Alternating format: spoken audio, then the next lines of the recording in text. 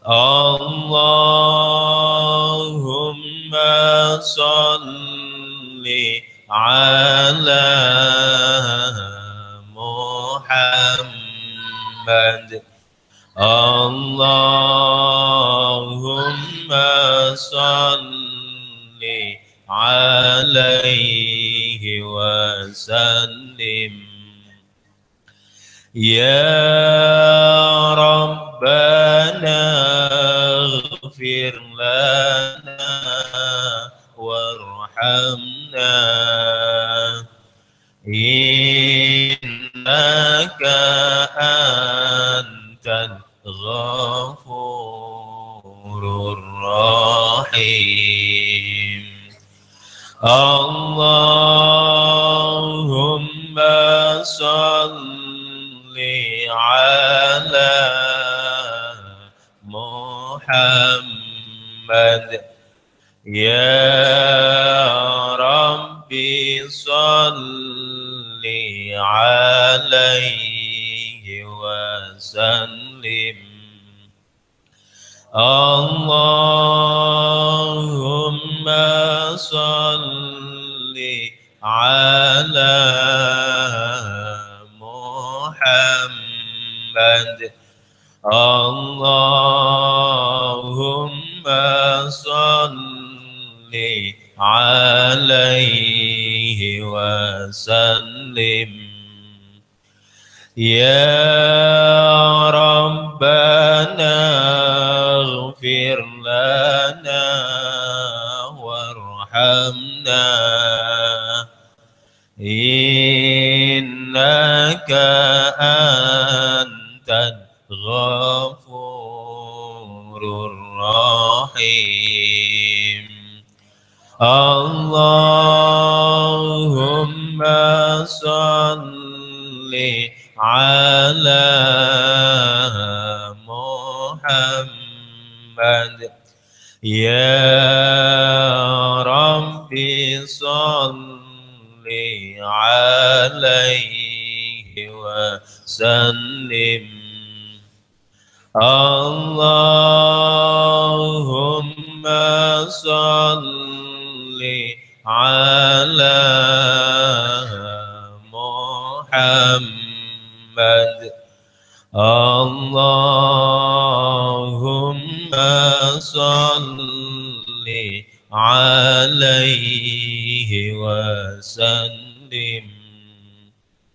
Ya Rabbana ighfir lana warhamna innaka antal ghafurur rahim. Al-Fatihah.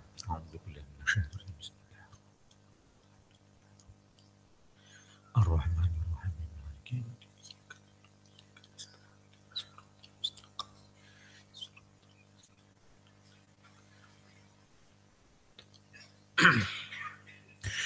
Allahumma sholli wa sallim ala Muhammad wa ala Muhammad. Alhamdulillahi rabbil alamin.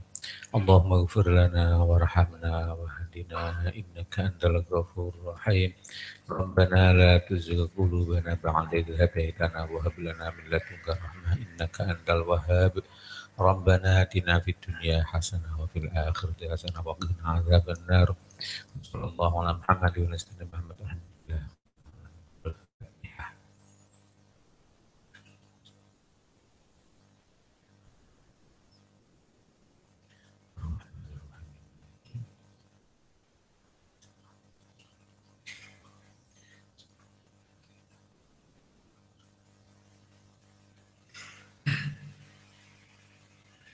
Assalamualaikum warahmatullahi wabarakatuh.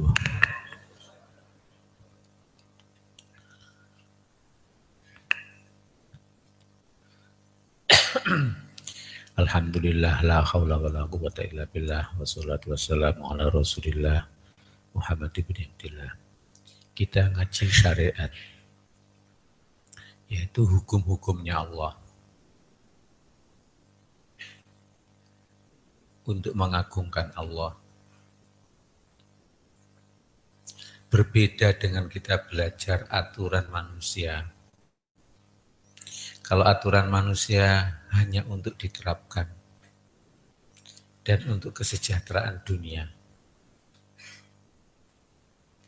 Tapi kalau aturannya Allah itu untuk mengagungkan Allah, untuk meyakini sedikitnya dunia, dahsyatnya akhirat. Sehingga mengetahui saja dimuliakan oleh Allah di surga. Tidak tahu berarti kualitasnya agama manusia itu yang tidak tahu itu rendah di hadapan Allah. Walaupun masuk surga, tapi rendah di hadapan Allah. Surga rendahan. Ya. Sehingga hukum Islam itu dihafalkan,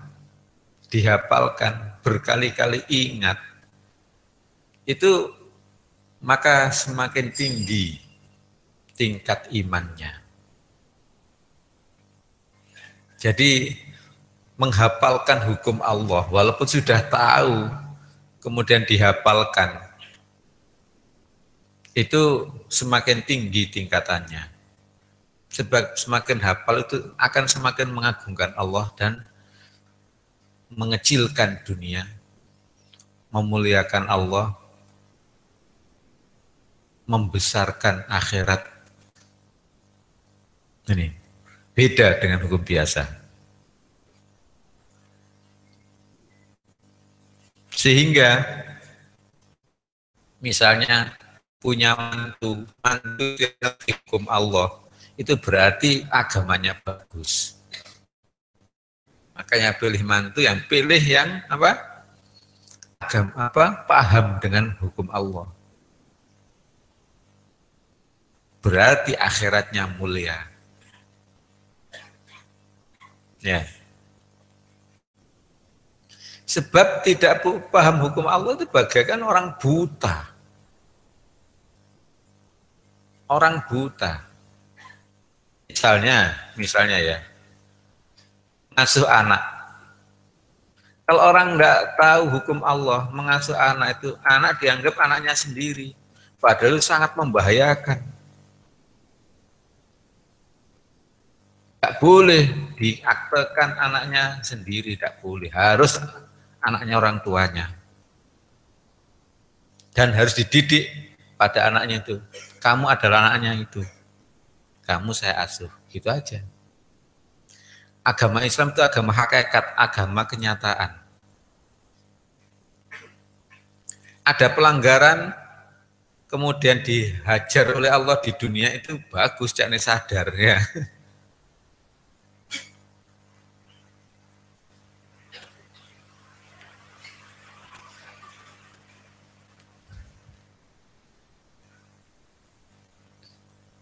Kalau tidak pakai hukumnya Allah, kemudian menjadi sial, nah itu kebaikan agar sadar.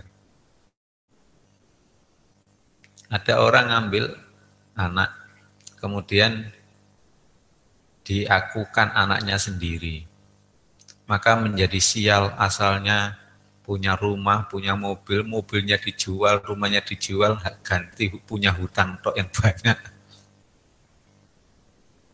bangkrut.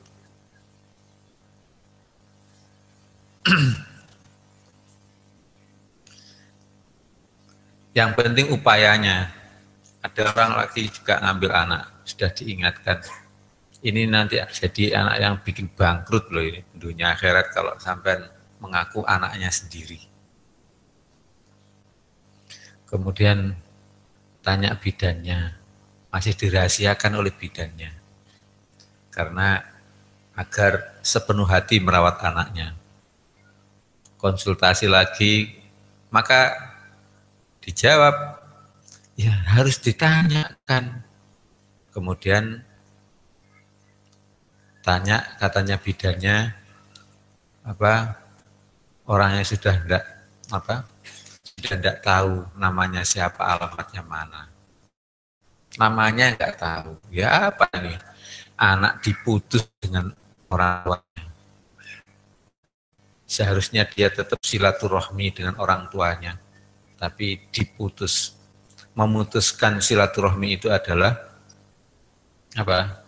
Suatu dosa juga. Terus ditekan terus harus tahu nama orang tuanya. Ternyata beberapa tahun kemudian, beberapa bulan kemudian, apa? Katanya bidannya sudah pindah, nggak tahu alamat bidannya. Waduh, yang ditanya saya nggak tahu. Ya sudah, gini aja solusinya. Pokoknya mau nulis akte itu nggak boleh ditulis orang tua angkatnya. Orang tuanya diganti ya, namanya laki-laki binti Abdullah gitu aja. Hambanya Allah gitu aja. Ya nggak tahu ya. Lah ibunya ya amatullah gitu aja.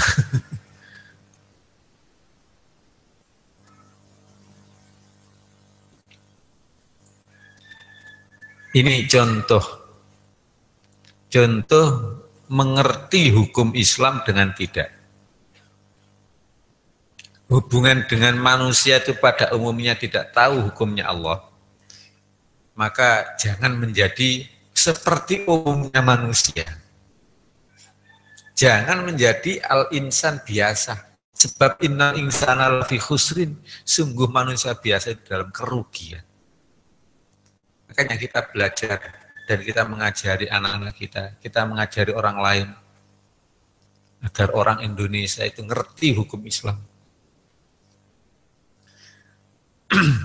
Ngerti hukum Islam, ada hukum yang termasuk ketentuan, ada hukum yang termasuk kisos, ada hukum yang termasuk takzir, yaitu efek jera dan sebagainya, mendidik, menyakiti agar jera.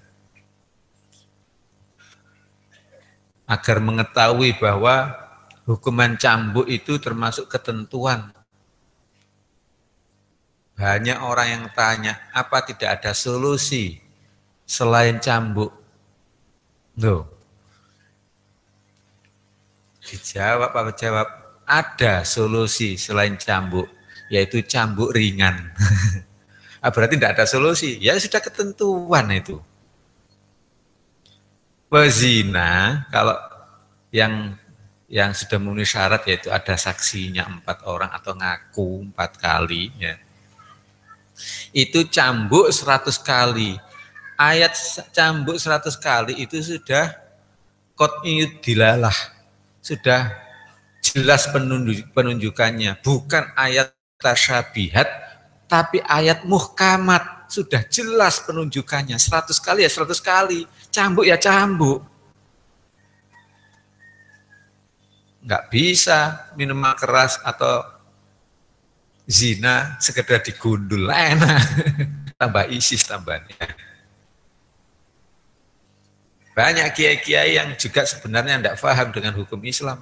Nyatanya usul, solusi, jangan cambuk. Tidak ada yang sudah ketentuan. Sudah hudud, sudah had. Ayatnya muhkamat, bukan mutasyabihat. Penunjukannya qot'i, qot'i dilalah dan qot'i lurut. Qot'i lurut yaitu Al-Quran sudah jelas apa itu dari Allah. Nah, cuma nanti kalau solusi ada itu. Nyatanya dalam Al-Quran apa? Nabi siapa? Nabi yang sakit itu Ayub, Nabi Ayub itu sakit kemudian berjanji, kemudian istrinya agak nakal, ya, gak mau merawat. Kemudian Nabi Ayub berjanji, nanti aku kalau sembuh, kau hai istriku akan kucambuk kamu. Ternyata sembuh, kasihan juga. Semua kiai, semua nabi itu mesti merasa kasihan pada istrinya. Tidak mungkin tidak.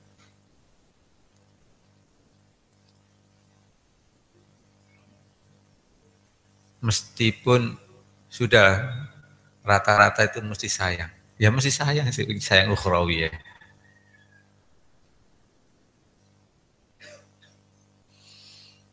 Nah itu ternyata sembuh apa? Kasihan, mau menyambut kasihan. Akhirnya tetap diingatkan oleh Allah, yaitu suruh nyambut saja walaupun dengan rumput.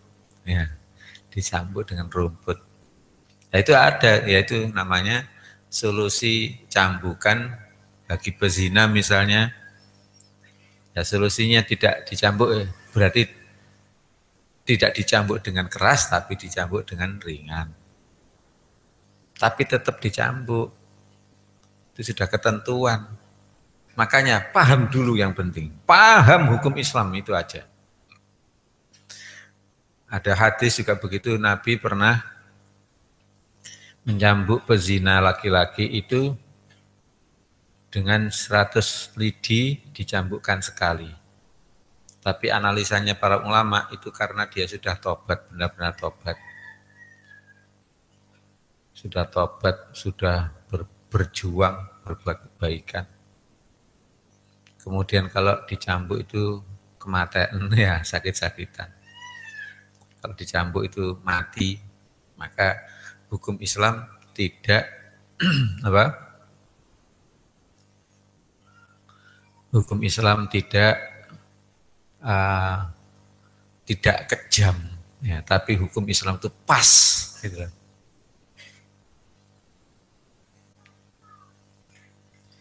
Apakah bisa dilaksanakan di Indonesia? Ya bisa loh. Bisa. Di Indonesia itu punya payung hukum agama itu pasal Undang-Undang 45 dan Dasar 45, pasal 29 ayat 2 itu, bahwa negara menjamin kebebasan penduduk untuk beribadat dan untuk memeluk dan beribadat menurut agama masing-masing. Enggak apa-apa. Misalnya itu cambukan, ya enggak sama sih dengan pidana. Ada cambukan hiburan, misalnya tinju. Tinju itu kan ya hiburan, olahraga itu, hiburan. Dengan aturan tinju, ya mesti aja wasitnya tidak boleh membiarkan yang dipukul sampai mati, boleh dengan aturan tinju. Dan di tempat tinju juga, di tempat tinju nggak boleh tinju di tempat biasa terus apa, nggak ada yang ngatur. Kemudian dipimpin oleh ahli tinju, ya. Demikian juga apa, cambukan tiban. Kalau di sini namanya ujung. Biasanya orang punya hajat atau orang minta hujan, katanya itu mitos minta hujan, itu mengadakan pertunjukan ujung atau tiban, saling cambuk bawa rotan, 2 orang bawa rotannya, semuanya saling dibayar, baik yang mencambuk maupun dicambuk dibayar dengan tabuhan musik apa, kendang, tung tang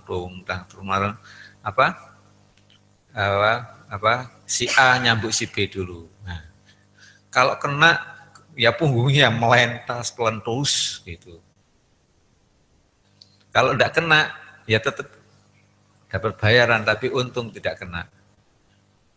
Di sini ada orang yang suka itu apa main ujung, tapi almarhum sudah.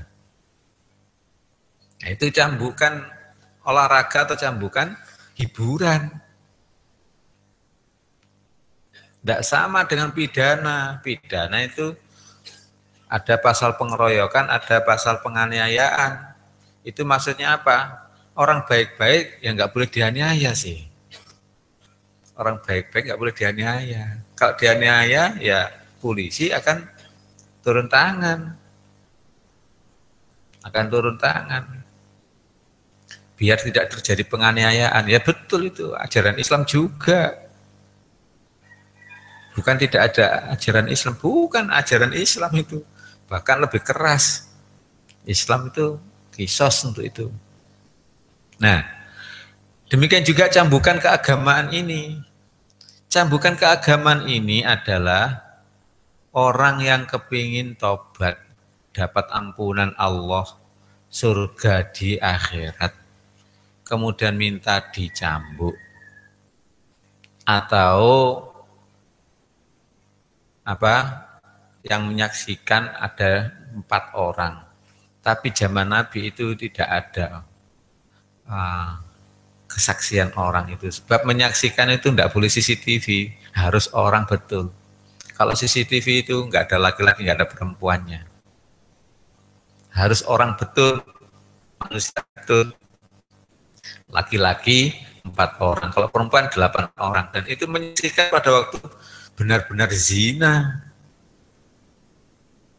benar-benar zina, bukan hanya tumpuan saja. Nah, harus benar-benar zinanya. Nah, zaman Nabi tidak terjadi begitu, tapi mengaku pada Nabi 4 kali sebagai gantinya saksi. Sebagai gantinya saksi.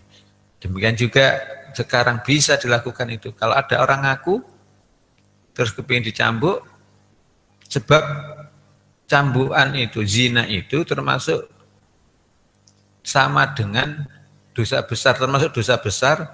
Dosa besar itu sama dengan syirik.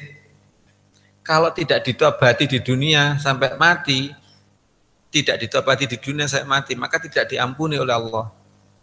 Lain dengan dosa kecil. Dosa kecil itu mati belum diampuni, tapi dia berbuat kebaikan-kebaikan itu, berbuat kebaikan-kebaikan itu akan menutup dosa kecil, akan menutup dosa-dosa kecil. Pahalanya kebaikan itu menutupi dosa kecil. Atau kalau misalnya mati masih ada dosa kecil, ternyata keluarganya itu punya sawah, ini saya sedekahkan atas nama bapak saya, bisa-bisa juga dikabulkan. Pokoknya bapak saya diampuni oleh Allah dosa-dosanya. Mudah-mudahan bapak saya diampuni oleh Allah. Allah Maha Kuasa, Maha Tahu. Ini saya sedekoi sawah 1 hektar. Mudah-mudahan bapak saya diampuni oleh Allah. Bisa. Tapi kalau dosa besar, enggak. Zina belum dicambuk di dunia juga permasalahan. Sudah, sekali lagi temanya adalah mengetahui hukum Islam itu ampunan Allah. Mengetahui hukum Islam itu kemuliaan di hadapan Allah. Paham hukum Islam itu lebih mudah untuk menjadi dakwah, untuk dakwah. Paham hukum Islam itu lebih potensi untuk masuk surga. Alhamdulillah.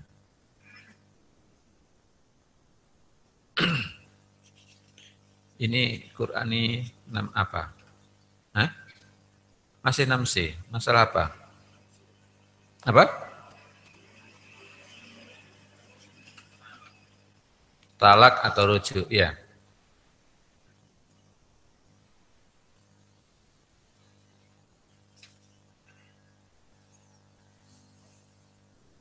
Talak. A'udzu billahi minasyaitonir rajim. Bismillahirrahmanirrahim. Wal mutallaqatu yatarabbasna bi anfusihinna thalathata quru. Wa la yahullu lahunna an yaktumna ma khalaqallahu fi arhamihin. In kunna yu'minna billahi wal yawmil akhir. Wa bu'ulatuhunna ahaqqu biraddihinna fi dzalika in aradu islaha wa lahunna mithlu alladhi 'alayhinna bil ma'ruf walirrijali 'alayhinna darajah wallahu 'azizun hakim. Wal mutallaqatu, dan wanita-wanita yang ditolak, yatarabbasna, menunggu, bi anfusihina, atau menahan, bi anfusihina, terhadap diri mereka, salah satu quru, 3 kali masa suci. Sebenarnya quru itu artinya haid atau suci, itu termasuk lafadz mustarak yang mengandung dua arti, mengandung lebih dari satu arti. Uru bisa berarti waktu datang bulan atau bisa berarti suci.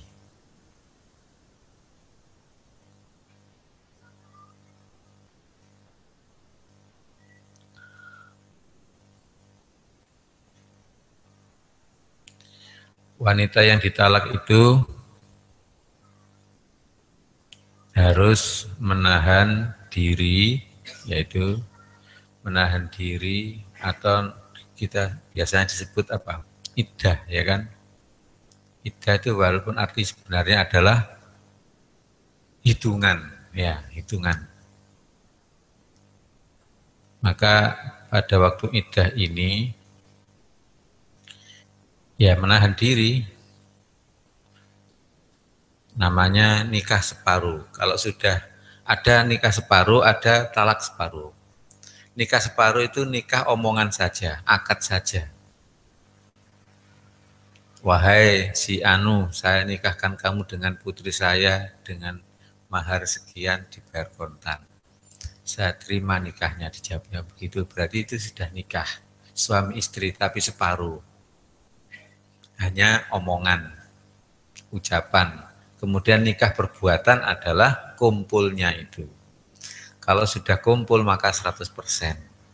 Demikian juga talak itu ada dua, ada separuh, ada penuh. Kalau misalnya sudah jadi suami istri, sudah kumpul 100%, kemudian si laki-laki ngomong talak, maka itu jadi separuh lagi. Sampai masa iddahnya habis, sampai masa menunggunya habis, kok tidak ada perbuatan nikah, ada perbuatan rujuk, tapi benar-benar perbuatan talak, yaitu tidak kumpul, maka menjadi penuh kalau sudah iddahnya habis. Maka menjadi penuh. Sekali lagi, mengetahui hukum Islam itu kemuliaan di hadapan Allah.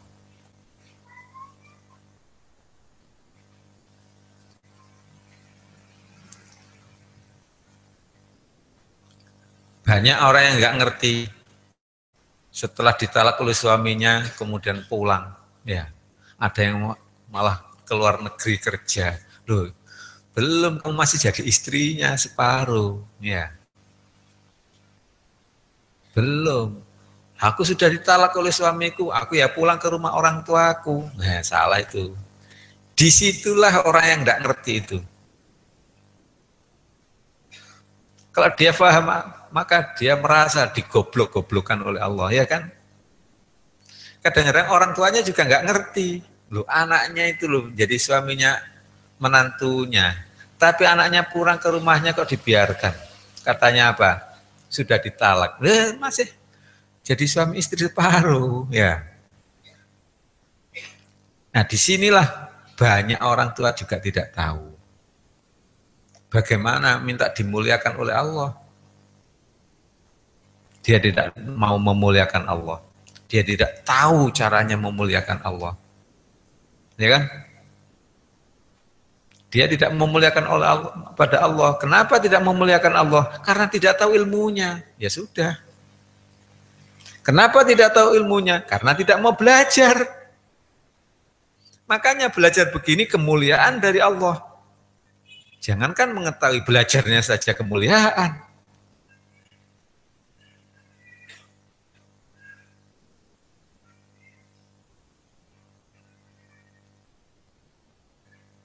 Wal mutallaqatu, dan wanita-wanita yang dicerai ya tarabbasna menahan fi anfusihim terhadap dirinya salah satu quru 3 kali masa suci. Di situ ada berarti masa suci, ada berarti masa datang bulan. Di sini ada ayat yang lain, jika mentalak istrimu maka talaklah dalam keadaan dia mudah untuk beriddah. Maka berarti apa? Talak itu haram dilakukan pada waktu masa datang bulan. Jadi talak itu haram atau enggak boleh pada waktu datang bulan atau masa suci tetapi sudah dikumpuli. Sudah dikumpuli. Jadi talak itu harusnya apa? Harusnya yaitu setelah masa suci kemudian belum dikumpuli ditalak itu enggak apa-apa. Tapi bagaimana andai talak itu dilakukan pada waktu datang bulan? Maka haram. Cuma sah. Cuma hukumnya sah. Ini kadang-kadang itu juga nggak ngerti, banyak nggak ngerti. Katanya apa haram itu tidak sah. Tidak semua yang haram itu tidak sah. Ini yang termasuk sah. Termasuk misalnya setelah suci kok dikumpuli kemudian ditalak, ya sah saja, cuma haram. Dosa. Haram seperti apa? Seperti jual beli pada waktu azan Jumat. Haram hukumnya.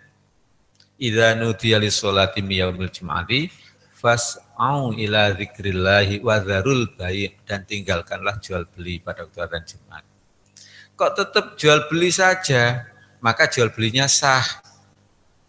Tidak bisa digugat, dibatalkan tidak. Tapi haram. Menikah haram juga ada yang sah, ada yang batal. Menikah haram, misalnya laki-laki baik-baik menikahi pelacur, itu haram. Pelacur dinikahi laki-laki baik-baik, maka laki-laki baik-baik itu haram hukumnya menikahi pelacur. Wazaniatu la yankihuha illa zanin au musyrik. Dan wanita pezina tidak pantas dinikahi oleh laki-laki kecuali pezina juga atau orang musyrik. Maka laki-laki tidak pezina menikahi wanita pezina hukumnya haram. Tapi sah. Sah misalnya punya anak kemudian kumpul ya sah. Boleh, anaknya sah juga, bukan anak zina. Haram tapi sah. Tapi laki-laki haram menikahi ibunya, itu haram dan tidak sah. Atau menikahi anaknya, atau menikahi menikahi saudara perempuannya, itu haram dan tidak sah. Kalau ada anak, maka anaknya zina. Tidak ada hubungan dengan bapaknya. Hubungan hukum.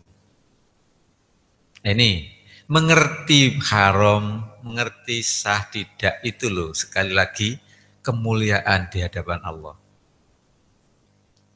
Sudah gini aja, bayangkan misalnya sampean menuruti peraturannya Abah.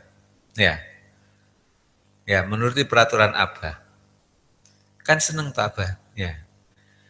Misalnya sampean tidak tahu peraturannya Abah yang dibuat oleh Abah, ya tentu saja sampean tidak bisa memuliakan, ya.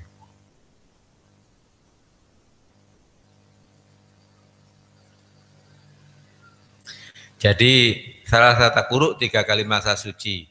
Yang baik itu, yang tidak haram itu adalah pada waktu masa suci dan belum dikumpuli.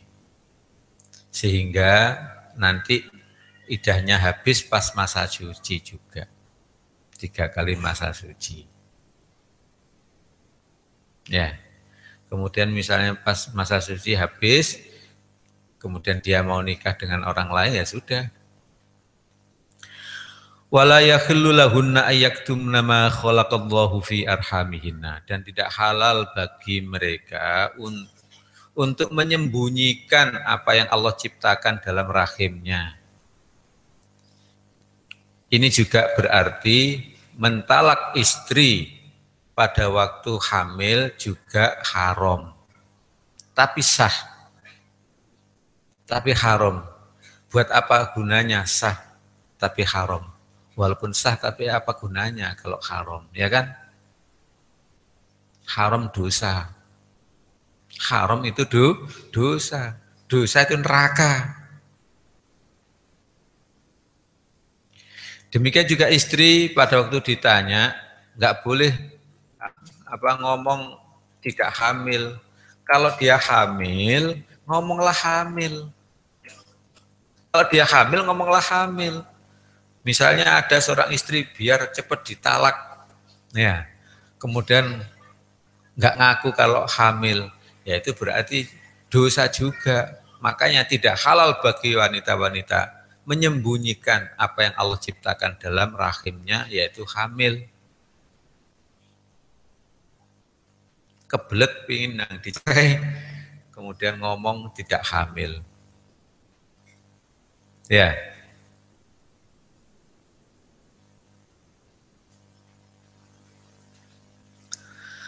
in kunna yu'minna billahi wal yaumil akhir. Jika mereka iman pada Allah dan hari akhir.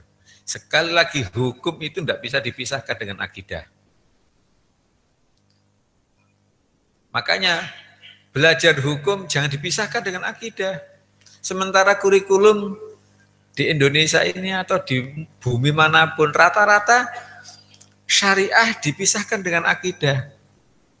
Belajar ilmu waris, tapi setelah bisa ilmu waris nggak mau pakai. Kenapa? Nggak ada akidahnya, nggak mau pakai. Pokoknya sepakat nggak apa-apa. Lah apa perintahnya Allah itu? Itu ya itu untuk keindahan saja. Lah gitu dah, subhanallah. Padahal ancaman itu setelah ayat waris itu adalah ngancam, itu aturan Allah. Jika taat pada Allah dan Rasulnya surga, kalau nggak taat neraka. Mengetahui bahwa syariah Islam itu tidak bisa dipisahkan dengan akidah, yaitu kebaikan juga. Makanya seharusnya pelajaran di Indonesia itu agama, ya sudah Al-Quran aja, biar mengandung syariah dan akidahnya. MI, tafsir amali sampai khatam 30 juz, sanawiyah khatam lagi 30 juz, aliyah khatam lagi 30 juz. Nah sekarang lulus aliyah saja tidak tahu hukum Islam, tidak pernah khatam memahami Al-Quran. Nah, kalau begitu pelajaran umum bagaimana? Pelajaran umum yang di UN kan saja sudah. Nah, kalau gitu menterinya aja biar ngerti itu. Tidak hanya menteri saja, sampean harus ngerti itu. Ojo sembarang kalir diserah nonang gini menteri ini, ya diserah nonang presiden, sehingga bahkan ada yang kepingin merubah negara ya. Merubah negara, enggak perlu dirubah sih, bisa dilakukan hukum cambuk itu bisa. Yang penting rakyatnya ngerti kabeh.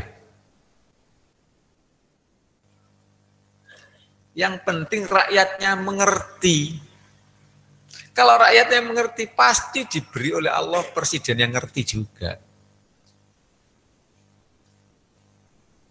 Presiden ini loh enggak bertentangan dengan Islam. Dari segi presidennya, nggak bertentangan dengan Islam.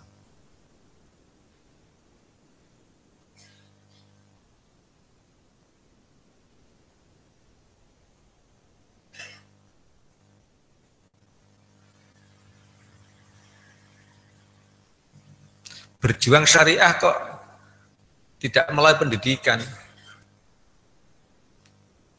Ya sama dengan apa? Sepeda motor, mesinnya yang kurang bagus, ternyata selebornya yang catnya dibenahi. Ya. Catnya dibenahi, dicat ulang, cat selebornya. Padahal mesinnya yang kurang sip. Ya mesinnya aja dulu.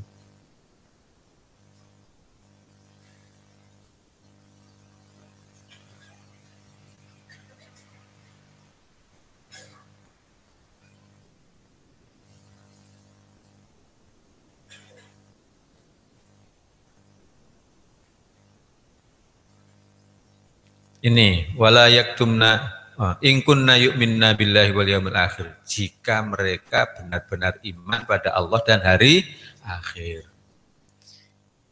Paket sudah, iman pada Allah dan hari akhir itu paket. Hanya Al-Quran yang menyebut iman Allah dan hari akhir. Sebenarnya iman pada hari akhir otomatis iman pada Allah. Kalau mau bercerita tentang hari akhir, cerita tentang maha kuasanya Allah dulu. Allah itu maha hidup, maha dahulu tanpa batas awal, maha hidup selamanya tanpa batas akhir. Allah maha kuasa menghidupkan tanah menjadi Nabi Adam, tulang menjadi Ibu Hawa, itu aja. Alam akhir yaitu alamnya Allah yang hidup kekal tanpa batas akhir. Disitulah manusia akan dihidupkan sesuai amalnya di dunia. Tidak diganti oleh Allah peraturannya. Kalau beriman dan beramal baik, maka surga. Itu sudah sunnatullah. Peraturan itu tidak diganti. Jangan-jangan nanti diganti. Semuanya masuk surga, walaupun tidak beriman, tidak beramal soleh. Karena Allah Maha Rahman. Ya, ada yang begitu, goblok itu ya. Biasanya anak Usuluddin yang senang ngomong begitu. Itu sunnatullah walan tajidalu sunnatillahi tabdila. Kamu tidak akan menjumpai dalam sunnatullah itu perubahan. Sudah, siapa yang iman dan beramal soleh, ya surga. Katanya dirubah, ya. Karena Allah Maha Sayang, maka semuanya sudah, nggak ada yang nggak beriman. Ya, jumpai dalam sunnatullah itu apa? Perubahan.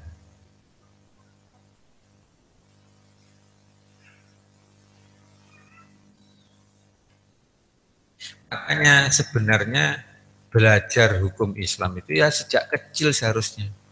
Seharusnya belajar hukum Islam itu adalah mulai usia 7 tahun sampai balik. Itu belajar hukum Islam. Mulai balik sampai usia nikah sudah belajar thoriqoh. Mulai usia nikah sampai 50 tahun hakikat. Mulai usia 50 tahun sampai mati itu makrifat seharusnya. Tapi banyak orang sudah usia 50 tahun nggak paham syariat. Ya tobat, ya ngaji sekarang ini.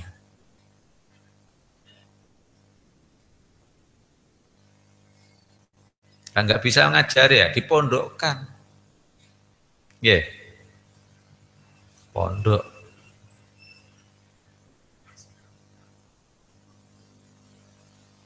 Atau ya guru apa atau madrasah ibtidaiyah diminta agar mengajarkan syariat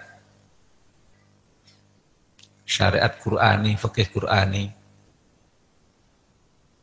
Ojo akeh-akeh pelajaran umum di MI itu hanya 3 saja, matematika, bahasa Indonesia, dan IPA. Atau tambah 1 lagi IPS, sudah 4 aja, jangan banyak-banyak. Ada olahraga, ada keterampilan. Gak diajari olahraga, gak apa-apa. Ya. Gak diajari olahraga, kalau anak sukanya olahraga, bisa olahraga. Gak diajari musik, kalau anak yang suka musik, ya masuk musik, bisa musik. Ya. Ini loh, Al-Quran ini loh yang bahaya. Kalau tidak diajarkan.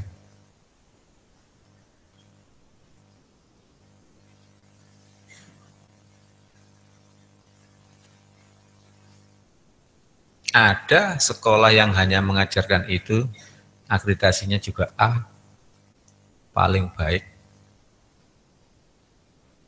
Ya.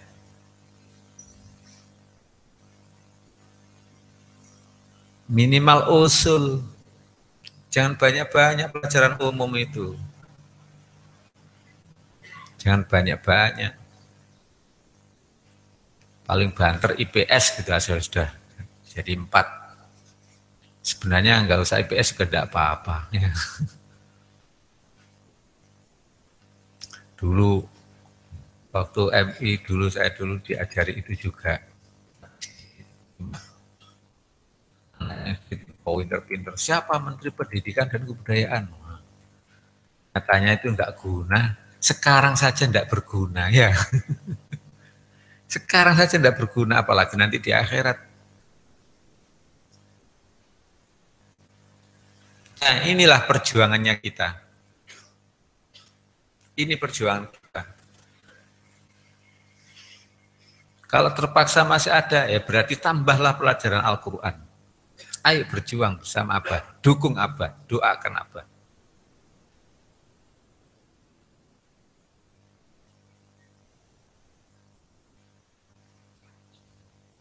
Siapa saja bisa mendukung Abah. Wong nggak punya kekuasaan bisa mendukung. Ambek dungo. Ya. Justru orang tidak punya apa-apa itu malah apa? Dungone mandi. Ya. Malah dungone mandi.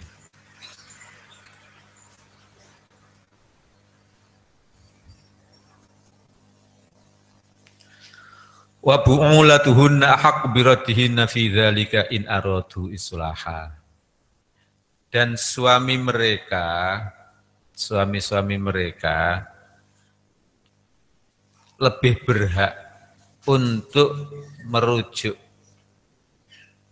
untuk kembali pada mereka dalam masa itu, yaitu masa iddah, jika mereka menghendaki islah. Jadi pada waktu masa iddah itu, yaitu 3 kali masa suci, itu suami lebih berhak untuk merujuk. Hak rujuk pada suami. Istri tidak diberi hak rujuk. Atau siapapun tidak diberi hak rujuk. Jadi misalnya begini, suami kepingin merujuknya. Suami kepingin merujuknya.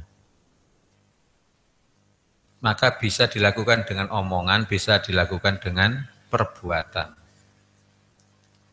Perbuatan misalnya, yaitu langsung kumpul gitu aja. Itu otomatis rujuk. Mertuanya enggak mengizinkan, enggak ada apa-apanya mertuanya itu. Oh mertuanya yang satu yang laki-laki enggak apa-apa, yang ibunya enggak boleh, walaupun ibunya enggak boleh, kalau sudah dirujuk ya sudah rujuk ya, mau apa.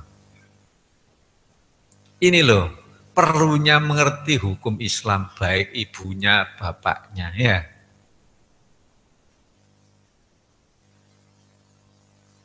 Nah, kamu sudah ditalak, wes sudah, jangan mau dirujuk. Gak tak rida, no, gak tak rida, no, gak halal.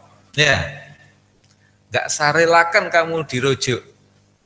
Walaupun begitu disot di dot tetap, ya, tetap hak apa suami untuk merujuk. Apakah tidak dosa itu bagi istrinya? Tidak ada dosa orang yang menjalani hukum Islam. Justru ibunya yang dosa. Kenapa? Karena tidak menghiraukan hukum Allah. Kenapa tidak menghiraukan hukum Allah? Karena tidak tahu hukum Allah. Maka itu bahasa kasarnya orang yang tidak tahu hukum Allah itu tidak bertuhan. Sebab tidak memakai aturan Tuhan. Yaitu namanya tidak bertuhan. Banyak orang yang tidak bertuhan, ya. Makanya kewajiban kita agar orang-orang itu bertuhan. Yes. Ojo dilok netok. Jangan hanya diolok. Ngantuk tah? Enggak toh? Enggak. Hah? Oh ya. Mendengarkan ya.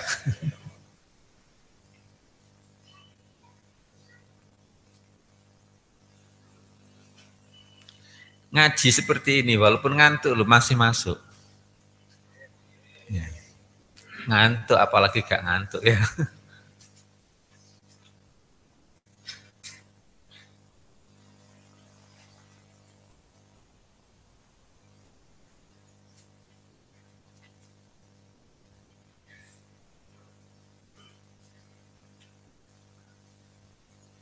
In aradu islaha, jika suami itu menghendaki islah, menghendaki perdamaian. Berarti menghendaki perdamaian. Bagaimana kalau niatnya itu niat mulosoro, niat menyakiti? Maka ya tetap sah rujuknya, tapi haram di hadapan Allah. Kalau niat menyakiti. Maka yang tidak haram adalah niat islah, niat perdamaian. Yaitu suami mau mengalah. Istri juga mau mengalah. Islah itu intinya adalah mengalah, melepaskan sebagian haknya. Melepaskan sebagian haknya. Itu islah.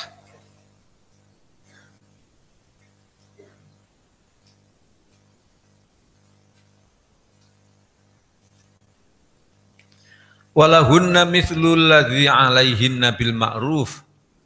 Dan bagi mereka ini loh bahasa Al-Qur'an itu, kalau la itu bagi keuntungan, kalau ala itu bagi atas merugikan. Kalau walahunna bagi mereka perempuan berarti apa? Hak. Kalau alaihinna berarti kewajiban. Walahunna dan bagi atau hak atas wanita mislul ladzi semisal yang alaihinna kewajiban atas mereka bil ma'rufi dengan cara ma'ruf. Aturan ini sudah imbang. Jangan dihujat. Loh, kalau itu haknya suami, kalau haknya suami untuk merujuk, walaupun tidak setuju perempuannya atau setuju, itu tetap haknya suami. Kan berarti enak-enak suami itu. Oh, jangan dihujat begitu. Itu aturan Allah sudah seimbang antara haknya istri dan kewajibannya istri. Sudah seimbang. Ini loh yang penting. Ngerti hukum Islam itu harus ngerti ini. Jangan menghujat. Ya, orang-orang goblok akan menghujat. Gak mau menjalankan tapi menghujat. Nah kalau itu masa iddah itu hak rujuk bagi suami. Tidak boleh menolak istri untuk dirujuk. Itu kan berarti apa? Menangan wong lanang ini. Jangan katakan begitu. Sudah imbang. Walahunna mislul ladzi 'alaihinna bil ma'ruf. Sudahlah seimbang. Nah, cara bertanya tentang hukum Islam itu harus dimulai dari kebaikan. Enggak boleh dimulai dari nol. Dimulai dari kebaikan, menganggap baik hukum Islam itu. Maka pertanyaannya bukan kenapa kok hak rujuk itu bagi suami, bukan begitu. Tetapi pertanyaannya adalah apa maha bijaksananya Allah dalam aturan rujuk itu bagi suami, hak rujuk bagi suami. Apa maha kuasanya Allah? Apa hikmahnya? Apa maha bijaksananya Allah? Makanya cara bertanya ya begitu, walaupun mahasiswa ya jangan bertanyanya orang goblok ya. Bertanya harus apa rahasianya? Rahasianya atau kebaikannya, maha bijaksananya Allah di balik peraturan itu. Jawabnya banyak. Enggak asalkan saya jelaskan, mikir-mikir sendiri, semuanya punya akal kok. Ya. Tapi walir rijali alaihinna darajah. Bagi suami, bagi laki-laki, atas mereka perempuan itu ada tingkatan 1 derajat di atasnya. Ya. Tingkatan 1 derajat. Kok begitu? Memang Allah menjadikan begitu. Memang Allah menjadikan begitu. Tapi jangan protes pada Allah. seperti protesnya orang kafir ya. Kalau begitu enak jadi laki-laki ya. Laki-laki ya kalau begitu. Apa kalau enak jadi laki-laki kok aku dijadikan perempuan? Protes aku ya, goblok tuh tambahnya.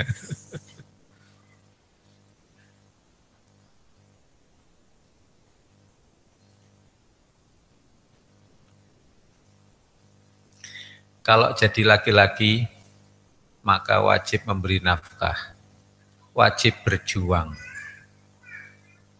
wajib keluar, ya kan? Kalau jadi perempuan cukup di rumah saja. Ya. Menahan diri tidak mencaci maki suaminya itu berjuang. Menahan marah itu adalah jihadul akbar, perjuangan paling tinggi. Makanya orang perempuan itu menahan marah itu sudah berjuang itu. Caranya agar kuat bagaimana? Minta pada Allah, ya Allah berilah kekuatan untuk menahan marah. Karena hanya Engkau yang memberi kekuatan, ya Allah. Kalau di kepolisian itu ada namanya polwan. Polwan itu mesti melebihi 2 pangkat di atasnya. Misalnya sama-sama mulai jadi polisi baru laki-laki dan perempuan. Kemudian laki-laki dapat pangkat, lulus dapat pangkat, perempuan yang dapat pangkat, maka langsung dinaikkan perempuan itu naiknya ke 2 pangkat di atas laki-laki. Bonus ya. Demikian juga Islam. Islam perempuan tidak berjuang di rumah saja. Hanya menjaga diri. Kalau ada serangan maka cukup bentengi diri aja. Laki-laki harus menghadapi musuh itu. Harus menghadapi musuh. Nah, itu loh nilainya sama. Itu persamaan gender atau kesetaraan gender dalam Islam. Nilainya sama. Setara gender dalam Islam, tapi setara dalam nilai. Dalam nilainya. Jangan seperti orang kafir. Ya.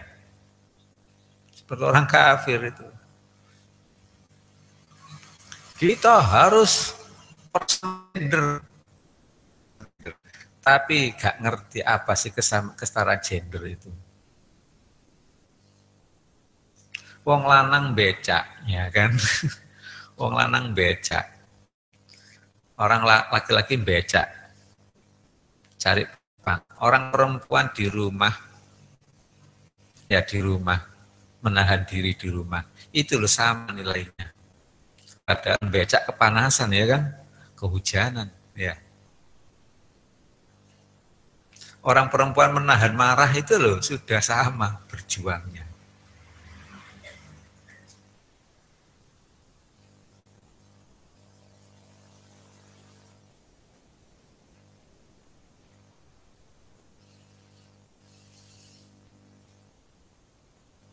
Walirijali alaihinna darajah, dan bagi laki-laki atas perempuan 1 derajat di atasnya.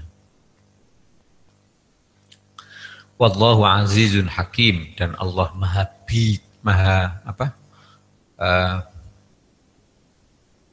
maha perkasa untuk mengazab, tapi lagi maha bijaksana siapa yang diazab. Sudahlah hukum Allah itu dibuat oleh yang maha bijaksana, hakimun maha bijaksana.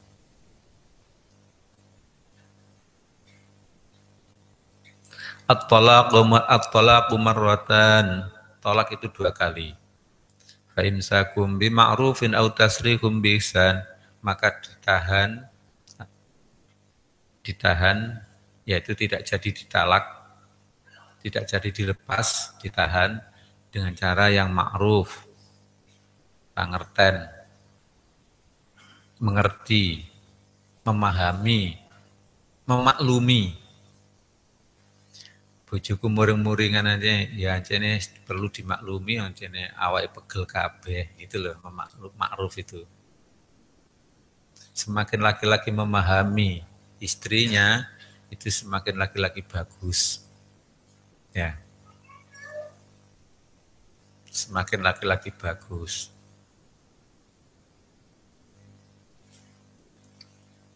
Semakin laki-laki siap untuk menahan, tidak jadi talak, tidak jadi dilepas, tapi juga siap melepaskan, itu semakin bagus. Autasrihum biihsan, atau melepaskan, mengistirahatkan, membebaskan dengan cara ihsan. Ihsan itu yaitu anta'budallaha ka'annaka tarah. Fa illam takun tarah fa innahu yaraka. Jadi kalau menggauli istri maka dengan cara ma'ruf. Ma'ruf itu berpikir ganda. Memang aku nggak enak disakiti, tapi andai aku jadi dia bagaimana? Nah, gitu loh. Yang penting itu ma'ruf itu.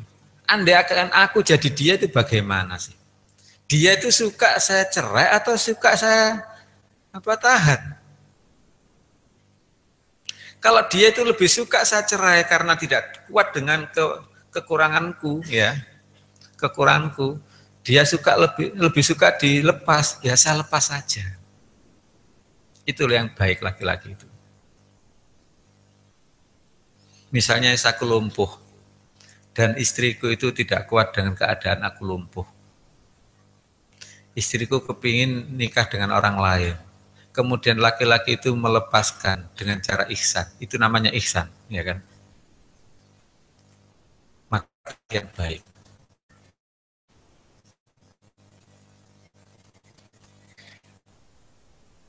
Tapi jadi laki-laki baik itu enggak gampang, ya. Kadang-kadang saya tanung Anda nih, membisiki, pada waktu jayanya kamu mau kamu nikahi. Sekarang kamu puret, dia tidak mau dinikahi, ya. Cari enaknya saja, habis manis sepah dibuang, ya. Itu bukan bisikan yang baik, ya. Itu bisikan jahat.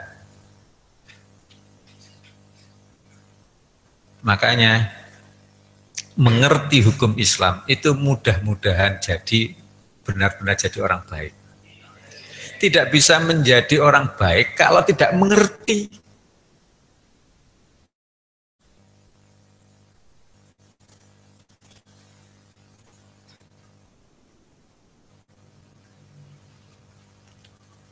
Fa imsakum bima'ruf au tasrihum biihsan, yaitu ditahan dengan cara ma'ruf, memaklumi, ya kan? Atau dilepas dengan cara ihsan. Ihsan yaitu ingat Allah. Atau dengan cara baik, itu aja. Laki-laki yang baik itu begitu.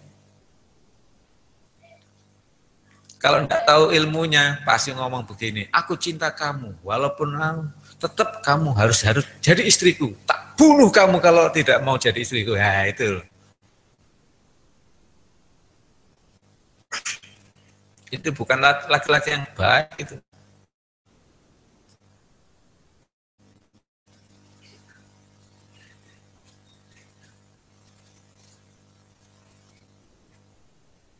Siap ya, tidak. Siap berangkat, siap tidak. Siap menahan, siap melepas. Yang penting kebaikan. Atau justru mengatakan, aku sayang kamu, enggak apa-apa. Wahai istriku tersayang, aku sayang kamu. Aku sayang kamu. Kalau misalnya minta cerai, ya sudah saya turuti karena aku sayang kamu. Gitu loh, ya.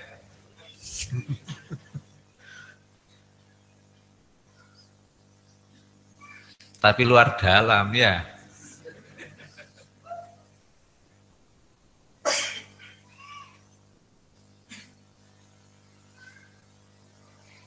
Atau tidak kulepas kamu karena aku sayang kamu. Menurut akalku, kalau kamu saya lepas, kamu dinikahi oleh sana itu, kamu tidak akan masuk surga, misalnya. Ya sudah, doakan saja masuk surga. Ya sudah, itu ya. Nggak usah diperberat-berat. nikah biasa gitu aja. Cerai juga biasa. Ini kenapa? Karena seringnya ngaji-ngaji itu cerai itu katanya itu dosa dan sebagainya dan sebagainya. Maka di sini boleh kok. Yang penting untuk kebaikan. Jika cerai harus dengan cara ihsan, jika tidak dicerai harus dengan cara ma'ruf, pangerten. Nek diuring-uring bojo ya menengahi soalnya katanya datang bulan itu orang kudu muring-muring. Orang perempuan tuh kalau mau datang bulan tuh marah-marah saja. Atau kadang-kadang orang istri itu kalau dimarahi orang ya, dia nggak berani membalas orang itu, beraninya membalas marahi suami saja, ya nggak apa-apa.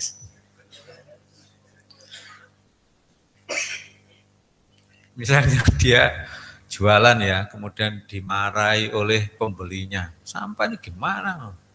Nggak berani membalas ya, nggak berani membalas. Kalau membalas memarahi pada orang lain diantem ya. Beraninya hanya membalas pada suaminya ya.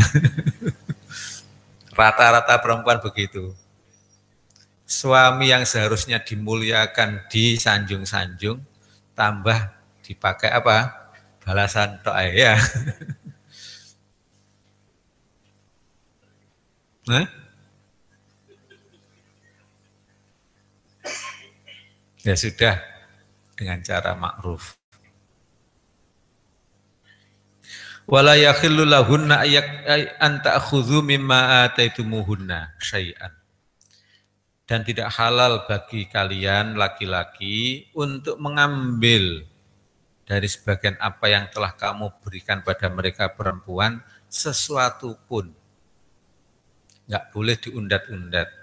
Pokoknya pada dasarnya atau hukum dasar, hukum asal, dalam hal urusan harta, laki-laki harus luman. Yang sudah terlanjur diberikan tidak boleh diungkit-ungkit.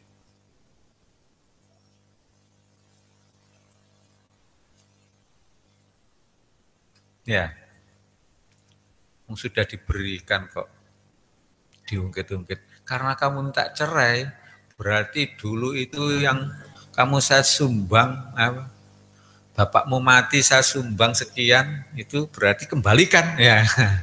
Nah ini bukan laki-laki baik ini.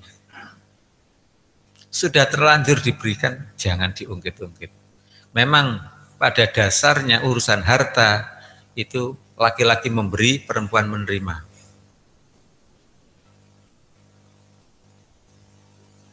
Ini kamu dulu kuliah habis banyak, kemudian kamu pergi haji habis banyak, berarti kembalikan uang itu. Nah, nggak boleh itu. Bukan laki-laki baik. Kalau laki-laki berani begitu, berarti laki-laki nggak tahu hukum Islam. Makanya ngajilah, penting ngaji itu. Mengerti tok walaupun nggak dilaksanakan itu loh. Misalnya ngerti hukum waris, tapi pelaksanaannya nggak pernah melakukan hukum waris sama sekali. Sebab apa? Sebab bapaknya sudah mati, ibunya sudah mati. Nah, kemudian dia mati, ya berarti dia kan nggak bisa mewaris ya kan. Nah, tapi sudah dapat pahala, ngerti itu, ahli ilmu. Makanya urusan harta nggak boleh pelit-pelit.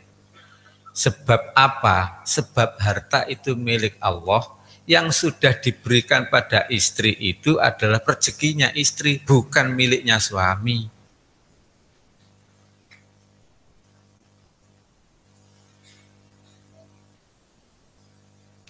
Jangan-jangan suami ini nanti gak adil. Nah itu serahkan suami aja. Serahkan suami saja.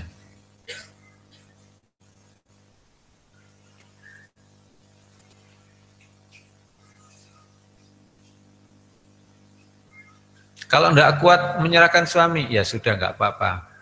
Berarti enggak kuat menjalankan hukum Allah, minta cerai tidak apa-apa. Tapi namanya orang perempuan tidak minta cerai namanya. Menebus dirinya ke pengadilan, menebus dirinya. Dulu saya maharnya 100.000, saya kembalikan ini maharnya 100.000. Ya. Yang dikembalikan maharnya 100.000. Menebus dirinya. Maka si istri yang menebus dirinya 100.000 tadi enggak dosa, si suami yang menerima 100.000 juga enggak dosa, si Pak Hakim yang memutuskan menjadikan putus pernikahannya juga tidak dosa. Sudahlah, tidak dosa semuanya. Jadi cerai atau minta cerai dari istri itu semuanya tidak dosa selama dilakukan dalam koridor, dalam aturan Islam.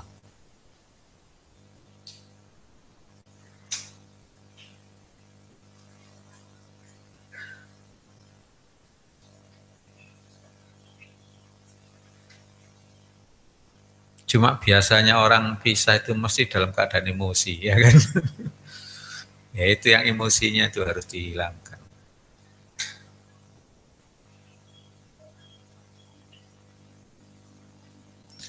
Illa ayyakhofa alla yuqima hududallah.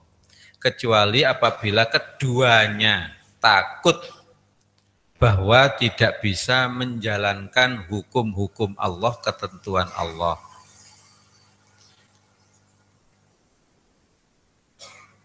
Fa in khiftum alla yuqima hududallahi, jika kalian orang muslim, orang mukmin takut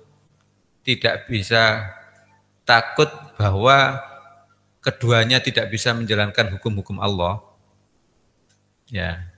Misalnya si istri merasa tidak diperlakukan dengan adil dan tidak kuat. Misalnya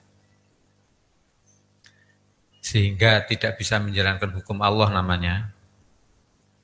Fala junaha alaihima fi maftadat bihi. Maka tiada dosa atas keduanya, baik suami atau istri, dalam apa yang perempuan itu menebus dirinya. Jadi mengembalikan maharnya. Sudah Pak Hakim ini maharnya dulu 100.000, saya tebus diri saya karena alasannya tidak bisa menjalankan hukum Allah. Itulah yang akhlaknya bagus. Saya tidak kuat itu diperlakukan tidak adil. Misalnya. Atau tetap saya menuduh diperlakukan tidak adil terus, daripada begini sudah saya tebus. Maka tidak apa-apa, tidak dosa. Fala junaha, maka tiada dosa alaihima atas keduanya fi maftadat bih, dalam hal apa yang istri menebus dirinya. Tilka hududullahi, itulah hukum-hukum Allah. Mudah-mudahan kita paham itu hukum Allah. Fala ta'taduha, maka jangan melampaui batas padanya. Wa may yata'adda hududallahi, maka siapapun yang melanggar hukum-hukum Allah, ketentuan-ketentuan Allah, faulaika humul muflihun, maka mereka itu, saya ulangi, faulaika humul zalimun, maka mereka itu orang-orang yang zalim. Jadi hindari melanggar hukum Allah, berarti belajarlah hukum Allah. Bagaimana tidak melanggar hukum Allah, enggak ngerti. Kalau enggak ngerti ya mesti melanggar.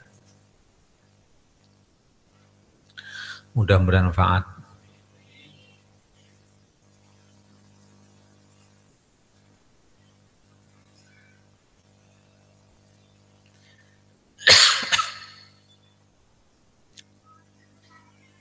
Bahaya loh jadi orang zalim. Bahaya jadi orang zalim. Ini kadang-kadang orang itu enggak ngerti bahayanya orang zalim itu, sehingga tidak mau belajar hukum-hukum Allah. Maka kita harus takut, kita berusaha takut menjadi orang zalim. Sebab orang yang zalim itu tempatnya neraka. Alhamdulillah. Al-Fatihah.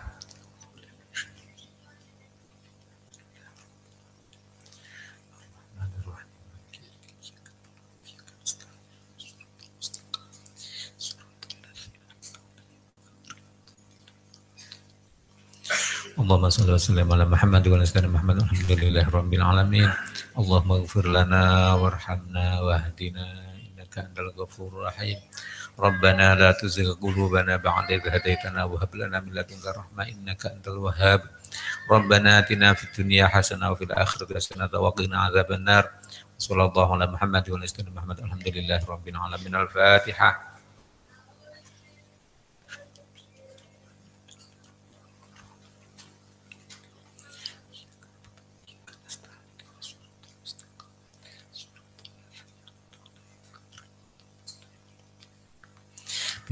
Assalamualaikum warahmatullahi wabarakatuh.